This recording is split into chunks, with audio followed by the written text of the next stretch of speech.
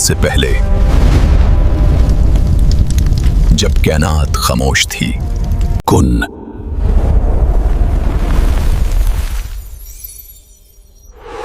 अना खैरुम मिन्हु, मैं इससे बेहतर हूँ। तूने मुझे आग से बनाया और इसे मिट्टी से।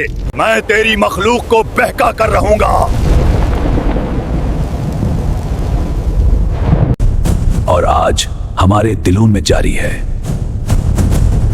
आदम अलैहिस्सलाम की पैदाइश से हजारों साल पहले, जब दुनिया खामोश नहीं थी, ये वो दौर था जब जमीन पर इंसान का नहीं बल्कि मारेजिम मिनन नार यानी बिन धुएं वाली आग से बनी एक मखलूक का राज था।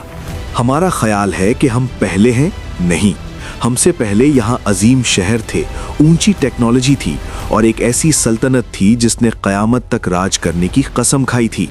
उन्हें जिन्नात कहा गया, लेकिन उनकी सच्चाई लेजेंड से कहीं ज्यादा खौफनाक है। इस्लामी तारीख के मुताबिक अल्लाह ने जिन्नात को मिट्टी से नहीं बल्कि आग के खालिस शोले से बनाया। इन्हें हमसे पहले फ्री विल या इख्तियार दिया गया। ये कोई मामूली मखलूक नहीं थी। इनके पास 4 बड़े कबीले थे। जिन, जो आमतौर पर नजर नहीं आते। आमिर, जो इंसानों के घरों में रहते थे। अरवाह, जो बच्चों को डराते थे। मरीद और इफरित, सबसे ताकतवर और हकीम जिन्नात। इन्होंने पहाड़ों को काटकर शहर बनाए, समंदर की गहराइयों में महल खड़े किए। उनकी उम्रें हजारों साल थीं। शुरू में ये अल्लाह की इबादत में मगन थे, लेकिन फिर किब्र यानी गुरूर ने जन्म लिया। ताकत ने गुरूर पैदा किया। जिन्नात ने एक दूसरे का खून बहाना शुरू कर दिया। उन्होंने अल्लाह के भेजे हुए रसूलों जिन्नात के दरमियान को कत्ल किया। फरिश्तों ने जब ये मंजर देखा तो उनका दिल लरज उठा। तभी अल्लाह ने फैसला किया कि इस फसाद को खत्म किया जाए। फरिश्तों की एक अजीम फौज उतारी गई। इस फौज का कमांडर कोई फरिश्ता नहीं बल्कि एक जिन था, जिसका नाम था अज़ाज़ील। अज़ाज़ील वो इतनी इबादत करता था कि उसे मौल्लमुल मलकूत यानी फरिश्तों का उस्ताद कहा जाने लगा। उसने जमीन पर अपने ही भाइयों जिन्नात के खिलाफ जंग लड़ी और उन्हें जजीरों और पहाड़ों में ढकेल दिया। लेकिन अज़ाज़ील के अंदर एक जहर पल रहा था।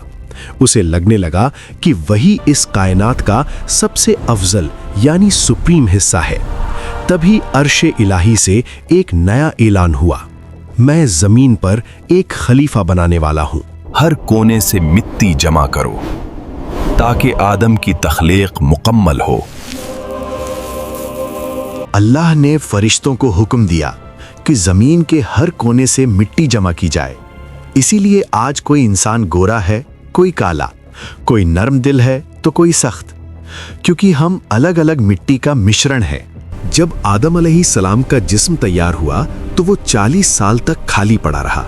अज़ाज़ील उस जिस्म के चक्कर लगाता, उसके अंदर दाखिल होता और कहता, ये तो खोखला है, मैं इसे आसानी से हरा दूंगा। तू तो अंदर से खोखला है, मैं तुझ पर आसानी से गलबा पालूंगा। कुन। जब रूह फूंकी गई और आदम अलैहिस्सलाम ने छींका तो पहली बार गूंजा, अल्हम्दुलिल्लाह। सजदा करो आदम को। हुक्म हुआ, सजदा करो। सारी कायनात झुक गई, लेकिन अज़ाज़ील खड़ा रहा। उसने वो मशहूर जुमला कहा जो क़यामत तक के लिए गुरूर की निशानी बन गया। अना खैरुम, मैं इससे बेहतर हूँ। तूने मुझे आग से बनाया और इसे मिट्टी से। अज़ाज़ील इब्लीस बन गया। उसने माफी नहीं मांगी बल्कि मोहलत मांगी। मैं तेरी आदम की औलाद को बहका कर रहूंगा।